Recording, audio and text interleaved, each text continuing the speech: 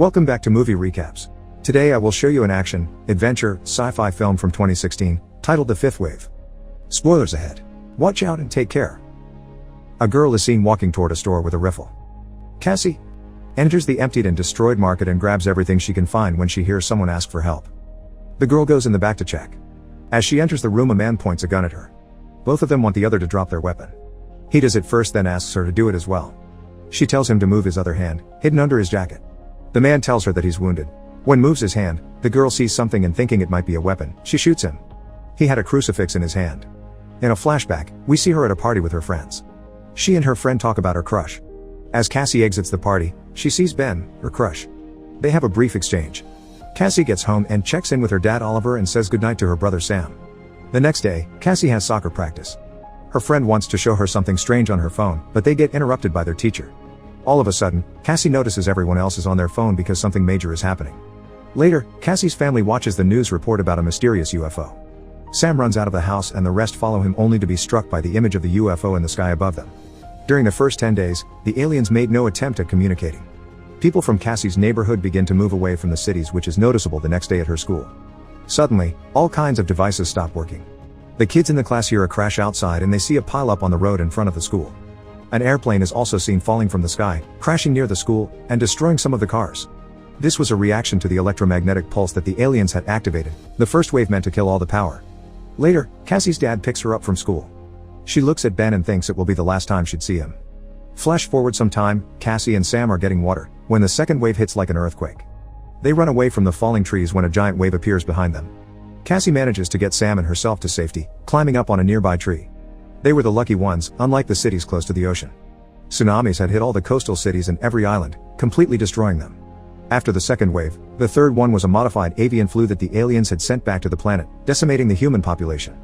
Cassie arrives at her school, which was made into an additional medical facility. She sees her friend there and goes to greet her, but Cassie's mom appears and tells her that her friend is quarantined. She puts a mask on her and makes her go home. Later, Cassie and the rest of her family have a funeral for her mom that died from the flu. After some time, Cassie is packing essential things and getting ready to leave.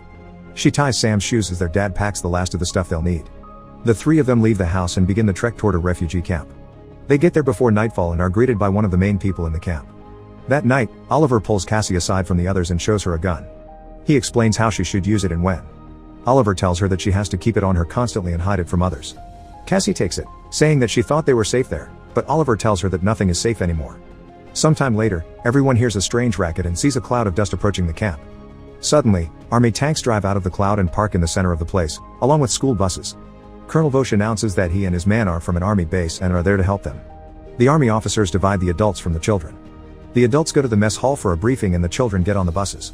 Oliver is given the same information as he and his kids move together toward the bus. Vosh interrupts his argument with an officer and tells them the reasons behind the separation.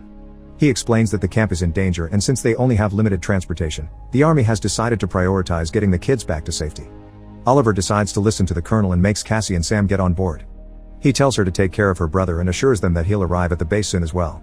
Once the kids are inside, Sam realizes he's forgotten his teddy bear and since Cassie can't persuade him to leave without it, she goes to get it, making him stay on the bus. Cassie enters the sleeping quarters, but as soon as she finds the bear, she hears the buses leave.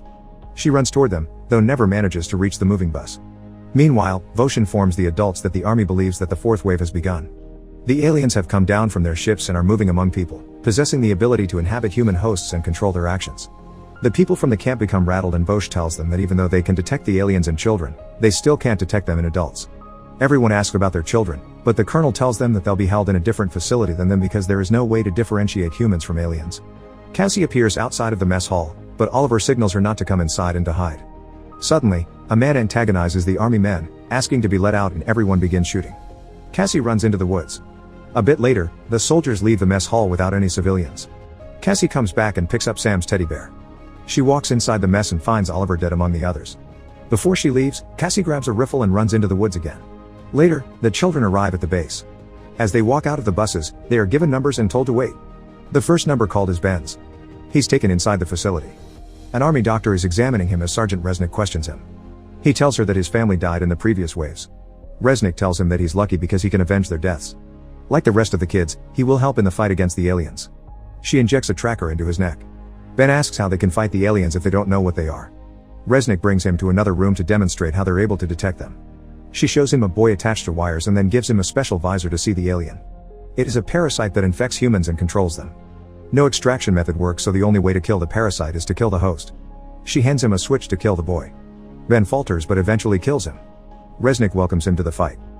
Simultaneously, Cassie is surviving by herself. She hides in the woods and thinks that she can't trust anyone. Her main objective is to get to the base and find her little brother. After a long journey, she runs out of water when she sees the store where we saw her first. That night, Cassie falls asleep with her brother's bear. The next day, she reaches a highway filled with abandoned cars. She finds dead bodies scattered between the vehicles and realizes they have been killed recently. Cassie sees an alien drone and immediately gets shot in the thigh. She hides under a truck for a moment, but remembers her brother and decides to shoot her way out of the situation. Unfortunately, she passes out. Meanwhile, Vosh prepares the children for the upcoming battle with the aliens. He tells them that they are planning a final attack, a fifth wave. If the aliens succeed in that wave, humanity will be wiped out. The children are taught how to be soldiers, how to fight, defend and kill, with Vosh constantly in their ear proclaiming them as the final hope for humanity. Vosh asks them if they can do what he asks them to do, and all of them, apart from Ben and Sam, confirm that they can. Cassie wakes up in a bed, with her wound dressed and attached to N4. Suddenly, someone walks up the stairs, and as he enters, she pretends to be asleep. The next day, Cassie takes out the needle from the fourth, gets to her backpack to find her gun, but falls over because her wound is still fresh. She hears the man coming and gets back into bed. When the man walks in, he tells her that he knows she's awake. He introduces himself as Evan. Cassie asks where she is, and Evan tells her how he found her and brought her there. She asks for her gun, but he says that he didn't see one where he found her. Suddenly, Evan realizes that Cassie might have torn her stitches, and when he confirms his suspicion, he picks her up and takes her to the bathroom to fix her up again. As he's sanitizing her wound, Evan tells her that she's been there for a week. Then Cassie asks how far they are from the base, and he tells her. Later, he asks her why she asked about the base, and Cassie tells him about Sam. Evan tells her that he wanted to help her because he couldn't save his family and he needed to feel more human. At the base, the kids are playing poker, already settled into their new roles. They talk about the new recruit joining their squad when Resnick brings her in and introduces her as Ringer. She shows her to her bunk. As soon as Ringer puts her stuff down, she goes over to Ben and asks if he's the leader of the squad. The girl wants to assert her dominance on him and everyone else, so she antagonizes them by belittling them as a squad and threatening them. Ringer asks Ben if he plays chess when one of the other kids tells her that they don't, but they can play strip poker. She punches him in the throat and says that she won't allow for any demeaning and sexist remarks. Teacup likes her attitude. Simultaneously, Cassie is planning her route to the base, still staying with Evan. While he's in the yard, she goes to his room and finds a secret compartment. Cassie finds her gun hidden there. She grabs it, packs in a hurry, and limps out of the house. Cassie sets off a booby trap and Evan catches her, disarms her, and pulls her down, telling her to be quiet. An alien vessel flies over them and a hunter looks for them in the woods. When they get back to the house, Evan tells her that he didn't tell her about the gun because he was afraid she was an alien. Cassie's stumped since he's right to be suspicious too. Evan tells her that the hunter is an alien and he tracks people down along with the alien drones. They talk about her going to the base to get her brother, but Evan says that he might be dead already. Cassie doesn't agree and says that she'll go get him. Evan follows her into her room and tells her that he'll come with her. He says that he'll get her there, even though he can't promise what they'll find at the base. In the meantime, Ben gets closer to Ringer. She tells him that unlike him, she had to take care of herself even before the aliens came, so she was ready for the end of the world. Ringer was doing fine before they dragged her into the school bus. Ben corrects her, saying they were rescued. She says that they were drafted. The two of them are sparring partners and Ben tells her that if he can take her down, she'll teach him and the rest of the squad how to shoot. She agrees and takes him down easily. Unfortunately, she gets a little cocky, so he tackles her down second. Cassie and Evan are on their way to the base. She asks him to teach her how to disarm someone the way he disarmed her. Evan patronizes her and she calls him out, telling him that she isn't trying to be tough, but that she promised her brother that she would save him. Cassie gets her point across, so Evan decides to show her how to do it. First, he demonstrates on her, then he lets her try a few times and also teaches her how to subdue her attacker. She thanks him and they continue their journey to the base. There, Ringer is teaching her squad how to shoot. She gives them a few tips and tells them to try again. Resnick joins them and tells Ben that the colonel wants to see him. The boy follows her to a war room. Vosh calls him over and informs him of several simultaneous attacks on different cities. The fifth wave of the invasion has begun. He shows him an improved and mobile version of the visor they used in medical before, with which they can see the aliens on the battlefront. Vosh tells him that they need to test the visors on the field and he'll send Ben's squad as one of 4 to do that the next day. He tells him to bring his squad back in one piece. In the woods, Cassie wakes up in the tent alone. She looks for Evan and finds him bathing in the river. He notices her watching him and she runs away. When Evan gets back to their camp and finds Cassie looking through her photos, he asks her about her best friend and recognizes Ben in a photo from his description in her journal. Cassie is embarrassed that he's read it. Evan then sees a photo of Sam and tells her that he can't wait to meet him. They pack up and leave the campsite, then follow the train tracks, until night falls and they find shelter. The same night, Ben and Sam can't sleep and they talk. The boy begins to sing the way Cassie sang to him before everything happened. Ben sings with him, annoying the rest of the squad, except Ringer. Meanwhile, Evan helps Cassie redress her wound. She kisses him and thanks him. Early that morning, the squad is getting into a helicopter to get to the testing site. Ringer asks Ben where Sam is and he tells her that he has food poisoning, but he actually restrained the little boy in the bathroom so he stays safely in the base. He's left his locket with Sam as well. The squad arrives at the location and an officer asks Ben what their mission is. He says that they are to infiltrate the enemy's nest and terminate them. She reminds them that the visors light up green for aliens and that once they're done they should signal for extraction. The helicopter drops them off and leaves as they enter enemy territory. Ben leads his squad of kids forward when one of them sees two aliens straight ahead.